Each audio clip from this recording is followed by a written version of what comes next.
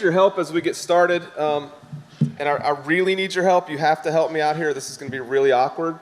So here's how this is going to go.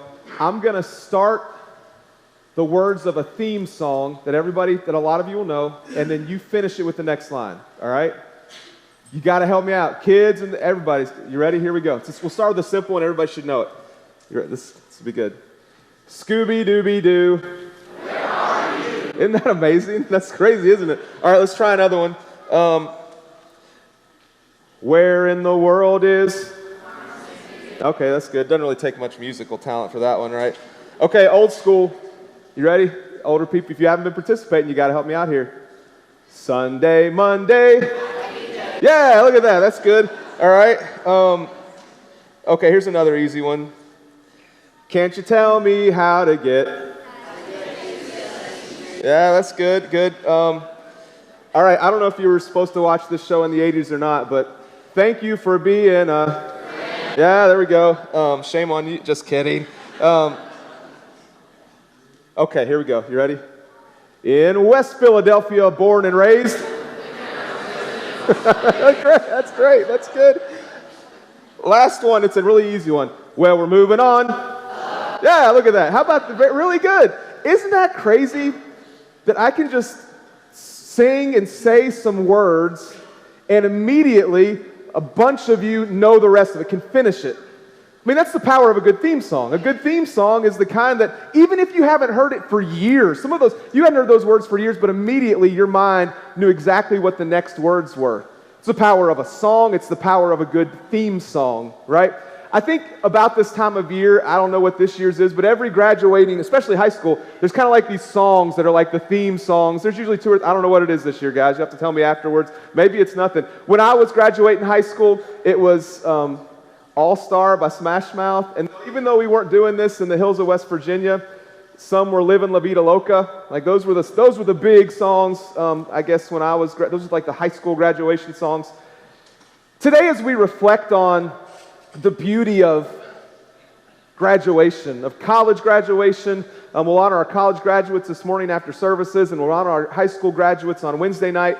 As we reflect on that and think about the beauty and the excitement of all of that, I just can't help but think of one of the songs that we learned in our most recent singing night. I can't help think of these three words, goodness of God. Man, when you reflect on these big moments in life, how can you not immediately be drawn to God's goodness? I had never really paid attention to the word goodness in Scripture. I know in the New Testament you've got some of those times where we're called to be people of goodness. What's amazing to me, though, is that in the Old Testament, 17 times do you find this this concept or this thought of God's goodness. Let me show you just a sampling of that. 1 Kings chapter 8, verse 66. On the 8th day he sent the people away, and they blessed the king and went to their homes joyful and glad of heart for all the goodness that the Lord had shown to David his servant and to Israel his people. This is right after they've dedicated the temple. Same story, the dedication of the temple in the book of Chronicles. They tell this story. This is Solomon's prayer. And now arise, O Lord God, and go to your resting place, you and the ark of your might. Let your priests, O Lord God, be clothed with salvation, and let your saints rejoice in your goodness. You find it throughout the Psalms. Psalm 27, verse 13. I believe that I shall look upon the goodness of the Lord in the land of the living. Or Psalm 31, verse 19. Oh, how abundant is your goodness, which you have stored up for those who fear you and worked for those who take refuge in you in the sight of the children of mankind. Or Psalm 68, we can do this all day, verse 9 and 10. Rain in abundance, O God. You shed abroad. You restored your inheritance as it languished. Your flock found a dwelling in it. In your goodness, O God, you provided for the needy. One more. The end of Psalm 145. They shall pour forth the fame of your abundant goodness and shall sing aloud of your righteousness. Isn't that what we ought to be about? The kind of people who are pouring forth the fame of God. We don't often talk about God's fame, but don't we want God to be famous across the world? Why would we want that? Because of His goodness. We want the whole world to know of His goodness. And in moments like these, when we're reflecting on all of the good ways that God has blessed us, I suppose here's the one thing I hope you hear, especially for our graduates. Everything we have, big and small, is because of the goodness of God. Everything. I know I need that reminder.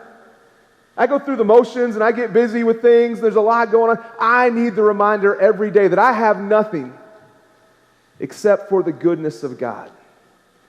And so to our college graduates and our high school graduates, as you embark on a big week, and there's a lot of things to be celebrated this week. There's a lot of personal accomplishment for you to be celebrated.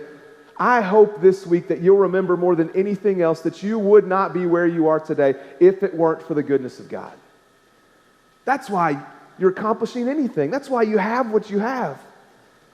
To our college graduates especially, I hope you can look back on your time in Henderson and your time as a part of this congregation and realize you don't have any of it except for the goodness of God.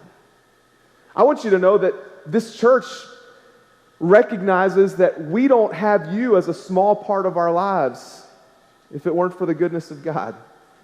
It's kind of crazy to think that you got 20-year-olds from across the country who come to school in Henderson, Tennessee, and then they become a part of a family 30 minutes away. That doesn't make any sense. Like there's no reasonable explanation for that except the goodness of God. That's why we view you being here as a blessing that comes from the goodness of God. And I hope as you move forward in your life, no matter what you're going to accomplish a lot. You're going to do some really cool things. And we're rooting for you and we're here for you, but we want you to know, I want to remind you today that none of it is possible except for the goodness of God. To our high school students, I hope you guys remember that whatever you accomplish, you've got a lot ahead of you. You've got some cool things coming up for you guys. But none of it is possible except for the goodness of God. I don't know, I kind of hope that if we could have a theme song for this morning, it would simply be the words that we're about to sing. In all my life, you've been faithful. All my life, you've been so, so good to me. And so what am I going to do? For the rest of my days, I'm going to sing of the goodness of God. So I was at a graduation, I don't know, 3 or 4 years ago, where the president of the university got up, and it was a graduation with a lot of adults with graduate degrees. And so he looked at the audience and he said, if you are a spouse or a child of someone who is graduating, I want you to stand. And I want to and everybody gave him a round of applause. It's a really powerful moment and a reminder that nobody gets where they're at without the help of other people. Nobody accomplishes anything without the people that are around them and are closest to them. Right? And that was just a special reminder in that moment of how powerfully impacted we are by the people who are around us. I want to also say to our college graduates and our high school graduates this morning, I'm just going to throw it at you right here at the beginning of this this little part of this lesson. As you launch out on your own, all right, you're going to do some cool things. Some of you are going to be really launching out on your own here in the next week or two as you graduate college, and you're a little nervous about that. Some of you are high school students. You may be stuck at home for a few months, but you're in some ways going to be launching out on your own. Here's a simple reminder for this morning. As you launch out on your own, don't try to do it on your own. Don't try to do it on your own. A lot of us over the years, especially those of us with a little experience, have tried to do things on our own. And you know how things go when you try to do something on your own? Usually not very well. Some of us have tried to do things on our own and we got stuck. Sometimes literally, we got stuck. Sometimes figuratively, you end up getting stuck. Yesterday, I was weed eating around my house and there's this bush that has a bunch of thorns on it. And I was trying to get up under it weed eating and I wasn't paying attention. I came up and I literally got stuck with a bunch of pricklies in my face. And I don't know what I yelled. I yelled something, and my neighbor heard me. I was on the corner of my property. He was near the edge of his property. So he came over, and he started, cutting some of those branches off for me. I didn't have anything the weed eater wasn't going to do it. That was just one small moment of I was stuck, and I could have said, no, man, I got it. Just a little, I was literally getting stuck, and just a little way. Somebody came along and helped me in the moment. When we try to do things on our own, we get stuck. Sometimes we get hurt, right? You ever try to carry something because you think you're manly enough to carry it, and then at the end of the day, you're kind of hurting? No elbowing the men around here. I'm seeing some of it right now. That happens. Sometimes we do this. We try to do things on our own and we get hurt physically, and sometimes this is figuratively. We try to carry some load on our own and we just can't do it. It doesn't work out very well. And sometimes when you try to do things on your own, you get lost. Sometimes physically, sometimes figuratively. So my reminder for you today is, listen, as you try to launch out on your own, don't try to do things on your own. But I'm not talking about getting stuck or hurt or lost. I'm talking about real life, because sometimes it's worse than what we've just described. Because sometimes, as some of us who've tried to do things on our own, we've ended up sinning. Because we thought we could handle it on ourselves. We could fight this temptation on our own. And we ended up in sin. And then sometimes we ended up bearing burdens that no person was intended to bear on their own, and we end up struggling even more, and then we end up bearing the burden of guilt because of everything that's kind of led to that point. You see, when you try to do things on your own, it only leads to bigger messes and more guilt and more sin. And so for those of you who are graduating, I just want to remind you, as you launch out on your own, don't try to do it on your own. You need other people. You need the church. You need a family. You need your friends. Let me talk to the college graduates for a second. As you're fixing to move on with life, can I remind you that whatever is next, don't try to do it on your own. Make sure you're developing meaningful relationships in whatever's next for you. Some of you are starting grad school, and you're going to have your nose in the books for a year or two. What good is a graduate degree if after 2 years you don't have any meaningful relationships where you're at? It's going to consume your life to some level, but don't let it erase your need for other people and your relationships. To the college graduates, let me also encourage you in this way. Wherever you land, wherever you end up, find a church family and engage in it. And I would encourage you to do that relatively quickly. You've got time, right? You're moving somewhere. Here's the problem with saying you have time. And you want to, if you're moving to a big city, you got lots of options and you want to look around. Here's the problem with saying that you've got time. That time can just extend and extend and extend, and you church hop, and then a year later, you don't have a church family still. I've seen that. I feel like I've seen that more over the past 4 or 5 years than any other time. And so when you get somewhere, find a church family and engage in it. Now here's the problem. You're going to be looking for a perfect church. I've got news for you. It doesn't exist. It doesn't exist. Boy, Sundays, we do Sundays pretty well here. Sundays are pretty awesome, right? But you know, this isn't a perfect church. We've got weaknesses. We've got areas in which we need to improve. And so you may show up somewhere and you think, well, this isn't like, I wish it was like this. Maybe God has brought you to that place to fill in the gap and help with the weaknesses. Because you're not going to find a perfect church. You're not. And so maybe you can be the person who helps to make that church just a little bit better, a little bit more God-honoring, and help to serve more people. Don't wait. Wherever you land, Find a place to serve. Find a place to engage in relationships. You need the family of God. Don't try to do it on your own. So I guess I'll come to our high school students next. To the rest of our college students, whatever you have planned this summer, you're gone for 3. We'll see you back here in 3 months, right? If that's you, wherever you end up just for the next 3 months, engage. Get re-involved with your home church. Now, I know it might be weird, especially if you're like an internship and you're not at home and you've only got 3 months and you're just kind of going through the motions. You may find some of the most valuable relationships in your life in just a 3-month period.